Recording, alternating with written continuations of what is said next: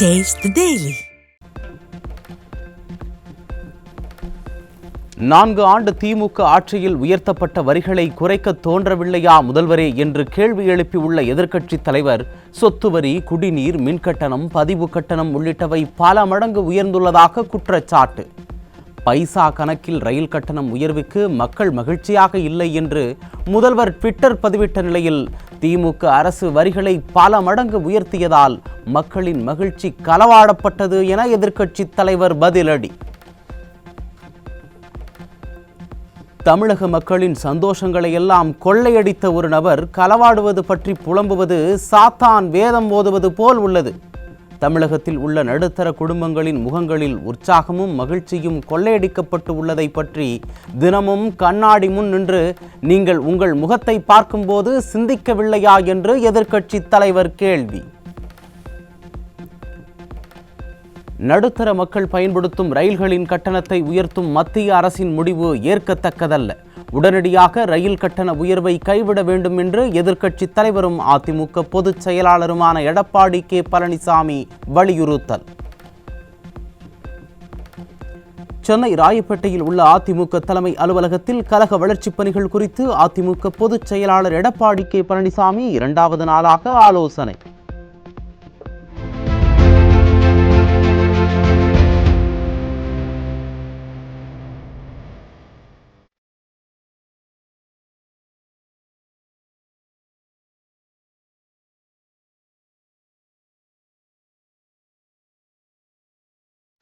கழக அமைப்பு ரீதியாக செயல்படும் 40 மாவட்ட பொறுப்பாளர்கள், மாவட்ட செயலாளர்களுடன் பொதுச் செயலாளர் ஆலோசனை நடத்தினார்.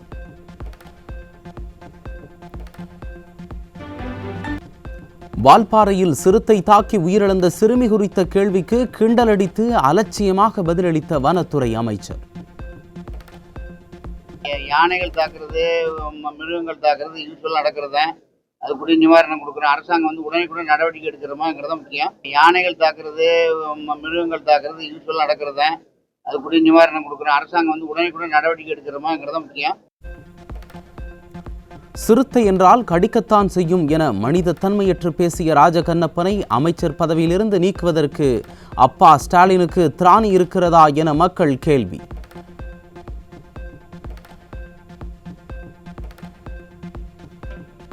ராமநாதபுரம் மாவட்டம் கமுதியில் தனியார் பள்ளி விடுதியில் தங்கி 10ஆம் வகுப்பு படித்து வரும் மாணவனுக்கு பாலியல் தொல்லை கொடுத்த விடுதி காப்பாளர் போக்சோவில் பிடிபட்டார்.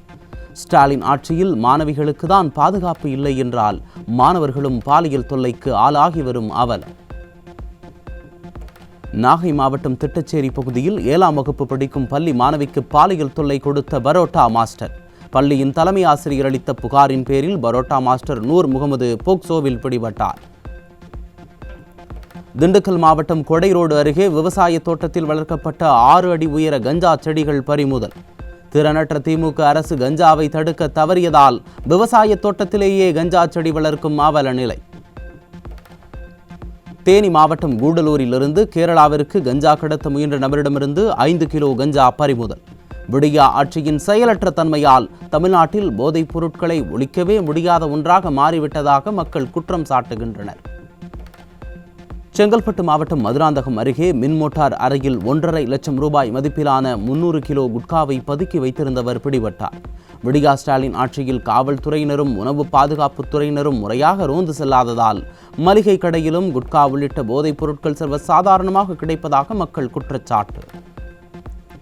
திருப்பூர் மாவட்டம் வெள்ளக்கோவில் அருகே 60 கிலோ புகையிலை பொருட்கள் கடத்தல். திறனற்ற திமுக அரசு புகையிலை பொருட்களின் புழக்கத்தை தடுக்க தவறியுள்ளதாக மக்கள் குற்றச்சாட்டு. நெல்லை மேலப்பாளையத்தில் தந்தையை கல்லால் அடித்து கொலை செய்த மகன் சிக்கினார். திறனற்ற திமுக ஆட்சியில் சட்டம் ஒழுங்கு சீர்கெட்டு தினந்தோறும் கொலை சம்பவங்கள் நடைபெறுவதாக பொதுமக்கள் குற்றச்சாட்டு. மயிலாடுதுறை மாவட்டம் நீடூரில் பட்டப்பகலில் சாலையோரம் நின்று பேசிக் கொண்டிருந்தவரை பைக்கில் வந்த நபர் பட்டா கத்தியால் சரமாரியாக வெட்டி கொடூர கொலை. ஸ்டாலின் ஆட்சியில் பட்டப்பகலில் ஆட்கள் நடமாட்டம் உள்ள பகுதியிலேயே கொலை முயற்சி செய்யும் அளவிற்கு சந்தி சிரிக்கும் சட்டம் ஒழுங்கு.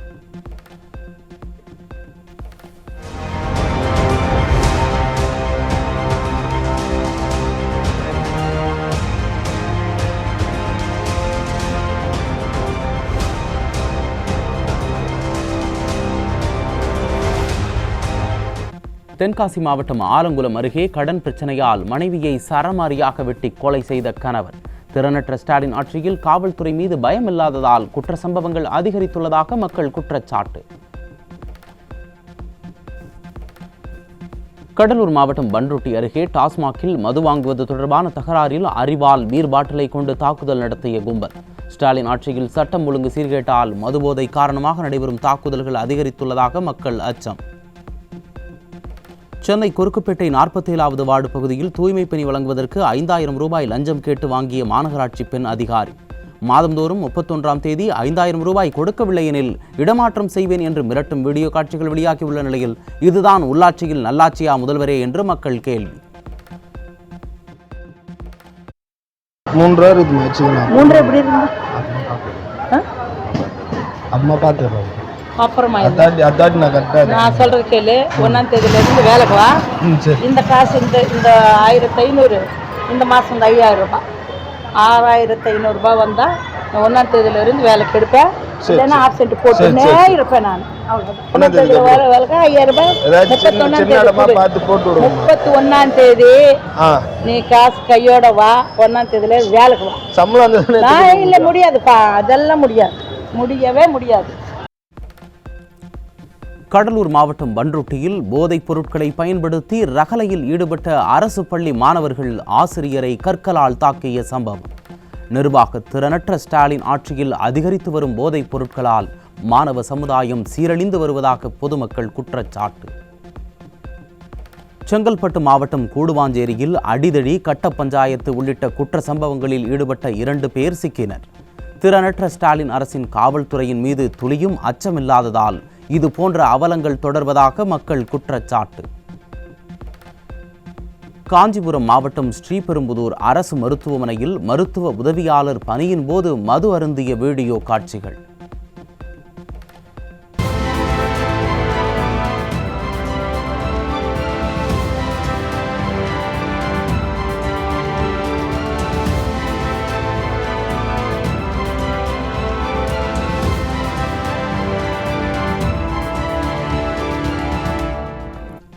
பூட்டி கிடக்கும் அரசு மருத்துவமனையில் ஆய்வு செய்யும் விளம்பர வெறியர் மாசு இது குறித்து என்ன சொல்லப் போகிறார் என்று மக்கள் கேள்வி. கடலூர் மாவட்டம் விருத்தாச்சலம் ஒழுங்குமுறை விற்பனை கூடத்தில் அதிகாரிகளின் அலட்சியத்தை கண்டித்து சாலை மறியலில் ஈடுபட்ட விவசாயிகள். விற்பனை கூடத்தில் விளைபொருட்களுக்கு டோக்கன் வழங்காமல் அரசு அதிகாரிகள் மெத்தனமாக செயல்படுவதாக விவசாயிகள் குற்றச்சாட்டு. திண்டுக்கல் மாவட்டம் நத்தம் அருகே அரசு பள்ளியில் மாணவர்களுக்கான உணவை அவர்களே தள்ளுவண்டியில் கொண்டு செல்லும் அவலம். எந்த கொம்பனும் குறைகூற இயலாத ஆட்சி என கூக்குரலிடும் ஸ்டாலினுக்கு அரசு பள்ளியின் அவலம் தெரியவில்லையா என மக்கள் சாடல். இன்ஸ்டாவில் போஸ்ட் போடுவதில் யார் பெரிய ஆள் என்ற போட்டியில் திருப்பூரில் பள்ளி மாணவிகள் சாலையில் அடிதடியில் ஈடுபட்டதால் பொதுமக்கள் அதிர்ச்சி. கடந்த அதிமுக ஆட்சியில் மாணவர்களுக்கு நல்லொழுக்கம் போதிக்கப்பட்ட நிலையில் திமுக ஆட்சியில் இத்தகைய வகுப்புகள் முறையாக நடத்தப்படாததால் கேள்விக்குறியான மாணவர்களின் எதிர்காலம். தமிழ்நாடு முழுவதும் வருவாய்த்துறை சங்கங்களின் கூட்டமைப்பு சார்பாக பல்வேறு அம்ச கோரிக்கைகளை வலியுறுத்தியும் பணிகளை புறக்கணித்து வருவாய்த்துறை அலுவலர்கள் 2வது நாளாக ஆர்ப்பாட்டம். விடியா ஸ்டாலின் அரசின் சொல் ஒன்று செயல் ஒன்றுமாக உள்ளதால் போராட்டமே வாழ்க்கையாகிவிட்டதாக அரசு துறை ஊழியர்கள் வேதனை.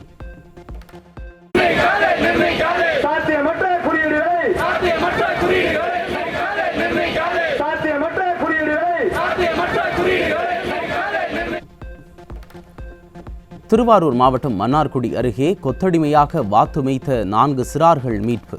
தமிழகத்தில் கொத்தடிமைகள் இல்லை என வெற்று வசனம் பேசிய ஸ்டாலின் கொத்தடிமைகளை மீட்க நடவடிக்கை எடுக்காமல் ஆழ்ந்த உறக்கத்தில் இருப்பதாக மக்கள் குற்றச்சாட்டு. மாடல் ஆட்சி என்று பீற்றிக் கொள்ளும் ஸ்டாலின் அரசு பேருந்துகளை இயக்க சுங்க கட்டண விலைக்கு மத்திய அரசிடம் கையேந்தும் அவலம். மத்திய அரசுடன் நட்புறவில் இருக்கும் ஆந்திரா 8 கோடி விளக்கு வாங்கியிருக்கும் நிலையில் டெல்லியை சீண்டி வசனம் பேசிவிட்டு விளக்கு கேட்டு வெண்குடை வேந்தர் மீண்டும் ஒரு நாடகத்தை அரங்கேற்றுவதாக மக்கள் விமர்சனம். ஆசிய கண்டம் தற்போது வெப்பமடையும் வேகம் உலகளாவிய சராசரியை விட இரட்டிப்பாக உள்ளதாக உலக வானிலை அமைப்பு எச்சரிக்கை. சுற்றுச்சூழலுக்கு பெரும் பாதிப்பை ஏற்படுவதை தடுக்க ஆசிய நாடுகள் காலநிலை திட்டங்களை உடனடியாக செயல்படுத்தவும் வலியுறுத்தல். திருவண்ணாமலை மாவட்டம் செங்கத்தில் மாணவர்களுக்கு வழங்க வேண்டிய சீருடையை அரசு பள்ளி நிர்வாகம் வீணாக்கியதால் பெற்றோர் அதிருப்தி. பள்ளி நிர்வாகத்தின் மீது மாவட்ட கல்வி நிர்வாகம் நடவடிக்கை எடுக்கவில்லை என குற்றச்சாட்டு. தனியார் நிறுவனம் தொடர்ந்த வழக்கில் நீதிமன்ற உத்தரவுகளை மதிக்காமல் செயல்பட்ட ஸ்டாலின் அரசின் தொழில் வணிக வரித்துறை இயக்குநருக்கு 25,000 அபராதம் விதித்து சென்னை உயர்நீதிமன்றம் உத்தரவு. நாடாளுமன்றம் இயற்றிய சட்டங்களின் அடிப்படையில் இயங்கும் நிர்வாக அதிகாரிகள் நீதிமன்ற உத்தரவை புறக்கணிப்பது அவமதிப்பு மட்டுமல்ல, மக்களின் நீதிக்கான நம்பிக்கையை பாதிக்கும் செயலாகும் என்றும் நீதிபதி கடும் விமர்சனம். செங்கல்பட்டு மாவட்டம் மதுராந்தகம் அருகே தெருநாயை நரிக்குறவர் துப்பாக்கியால் சுட்டதில் சிறுவன் மீது குண்டு பாய்ந்து படுகாயம். நரிக்குறவர் உட்பட 2 பிடிபட்ட நிலையில் படுகாயமடைந்த சிறுவன் மருத்துவமனையில் அனுமதி. சென்னையில் ஆபரண தங்கத்தின் விலை ஒரு சவரனுக்கு 680 ரூபாய் குறைந்து ஒரு சவரன் 72,560 ரூபாய்க்கு விற்பனை. தங்கம் கிராமிற்கு 85 ரூபாய் குறைந்து ஒரு கிராம் 9,070 ரூபாய்க்கு விற்பனை. கர்நாடகாவின் குடகு, மைசூரு பகுதிகளில் பெய்து வரும் கனமழையால் கிருஷ்ணராஜசாகர் அணை முழு கொள்ளளவை நெருங்குவதால் வினாடிக்கு 50,000 கன அடி நீர் வெளியேற்ற வாய்ப்புள்ளதாக அறிவிப்பு. காவிரி கரையோர பகுதிகளான மண்டியா, ஒகேனக்கல், மேட்டூரில் வெள்ள அபாய எச்சரிக்கை. இன்றும் நாளையும் கோவை, நீலகிரி மாவட்டங்களுக்கு மிக கனமழைக்கான ஆரஞ்சு அலர்ட் எச்சரிக்கை விடுத்தது வானிலை ஆய்வு மையம். தேனி, தென்காசி மாவட்டங்களில் அடுத்த 2 நாட்களுக்கு கனமழைக்கு வாய்ப்பு என்றும் வானிலை ஆய்வு மையம் தகவல். MBBS, BDS படிப்புகளுக்கான விண்ணப்பங்களை பதிவிற்கான கால அவகாசம் வரும் 29ஆம் தேதி வரை நீட்டிப்பு. விண்ணப்ப பதிவு இன்று மாலையுடன் நிறைவடைய இருந்த நிலையில் கால அவகாசம் மேலும் நீட்டிப்பு.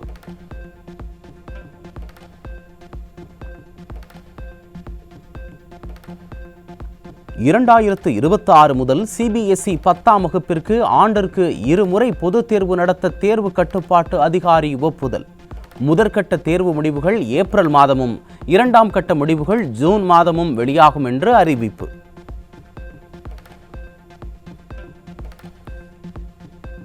PF எனும் வருங்கால வைப்பு நிதி கணக்கில் தானியங்கி முறையில் பணம் எடுக்கும் உச்சவரம்பு 5 லட்சம் ரூபாயாக உயர்வு. மத்திய தொழிலாளர் மற்றும் வேலைவாய்ப்புத்துறை அமைச்சகம் அறிவிப்பு.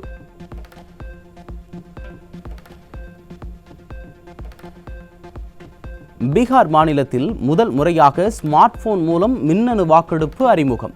புலம்பெயர்ந்த தொழிலாளர்கள், மாற்றுத்திறனாளிகள், கர்ப்பிணி பெண்கள், முதியவர்கள் மற்றும் பயணிக்க முடியாத நோயாளிகள் போன்றவர்களுக்கு எளிதாக வாக்களிக்கும் வகையில் அம்மாநில அரசு புதிய முயற்சி. இந்திய வீரர் சுபான்சி சுக்லா உட்பட 4 வீரர்களை சுமந்து கொண்டு விண்ணில் சீறி பாய்ந்தது Falcon 9 rocket. 2, 1, ignition and lift